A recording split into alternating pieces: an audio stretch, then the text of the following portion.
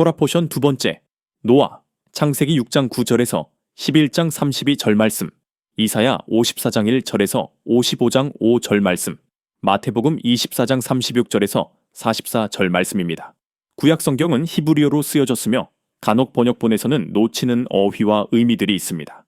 이번 토라 포션에 나오는 테바테트 바트헤라는 단어가 그렇습니다. 성경에서 이 단어가 처음 쓰인 것은 노아의 방주이고, 두 번째로 모세의 갈대 상자 역시 같은 단어가 사용되었습니다. 방주는 구원을 상징합니다. 선악과 사건 이후 주님은 여자의 씨를 통해 세상을 구원할 메시아를 약속해 주셨지만 세상은 점점 어두워지고 사람들은 자기 안에 있는 하나님의 형상을 계속 훼손하고 있었습니다. 창세기 6장 5절 말씀입니다. 주께서 사람의 죄악이 세상에 가득함과 그의 마음으로 생각하는 모든 계획이 항상 악할 뿐임을 보시고 세상에 희망이 없어 보입니다. 서로 해치고 죽이고 슬픔과 절망이 가득한 가운데 심판이 내려집니다. 하나님께서 이 세상을 대홍수로 심판하십니다.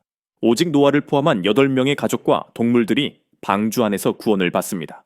하나님은 갈대 상자에 모세를 넣어보내어 이집트 공주의 손에서 자라게 하십니다. 모세는 이후 이스라엘을 구원하는 메시아의 역할을 합니다. 노아는 순종함으로 방주, 즉 테바 안에 들어가 생명을 보존했습니다. 그리고 노아의 자손 셈의 후손에서 메시아의 상징인 모세가 태어났습니다. 모세는 갈대 상자, 즉 탭에서 나와 이스라엘을 이집트에서 구원합니다.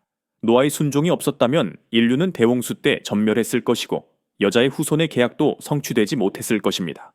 당대 의인 노아는 테바, 즉 방주로 세상을 탈출했고 모세는 테바, 즉 갈대 상자를 타고 세상으로 들어가 이스라엘을 구원합니다.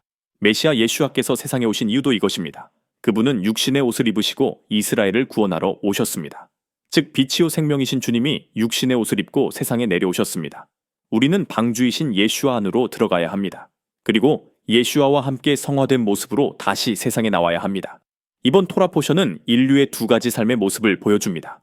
첫 번째는 노아처럼 하나님의 말씀에 순종하며 하나님과 동행하는 삶입니다. 두 번째는 바벨탑 사건처럼 세상의 흐름을 따라가는 삶입니다. 바벨탑을 쌓는 사람들은 자신의 이름을 높이고 스스로 하나님이 되고자 높은 탑을 쌓으려 시도합니다. 유대문헌 미드라슈에 의하면 바벨탑을 쌓을 때 벽돌 하나가 떨어지면 안타까워했지만 사람 하나가 떨어져 죽으면 아무도 신경 쓰지 않았다는 이야기가 있습니다. 하나님을 대적하는 물질주의, 이기주의가 만든 공동체는 그 공동체 구성원 각자에게 잘못된 믿음을 심어줍니다. 다들 이렇게 살아가니 괜찮다는 착각입니다. 이 세상의 풍조를 따르는 사람들은 함께 그 공동체의 일원이 됩니다. 이때 그 공동체는 하나님을 대체하는 역할을 합니다. 이것은 우상 숭배와 같습니다.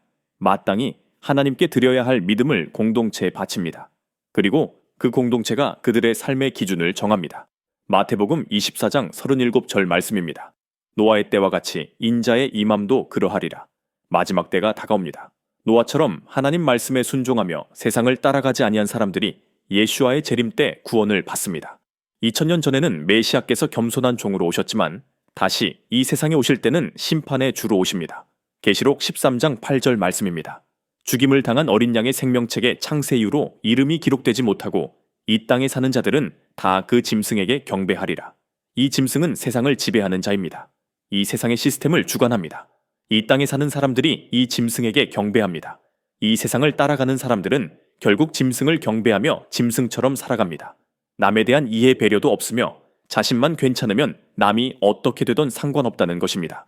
이기적이고 무자비합니다. 갈라디아서 9장 말씀입니다.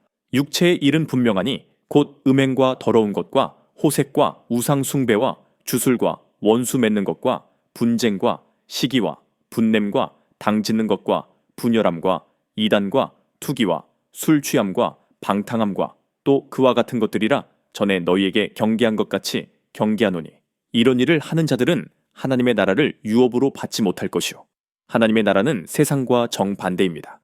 세상의 트렌드를 따라가지 아니하며 성령의 능력으로 우리 안에 있는 하나님의 형상을 회복시켜야 합니다. 고린도전서 13장 말씀입니다.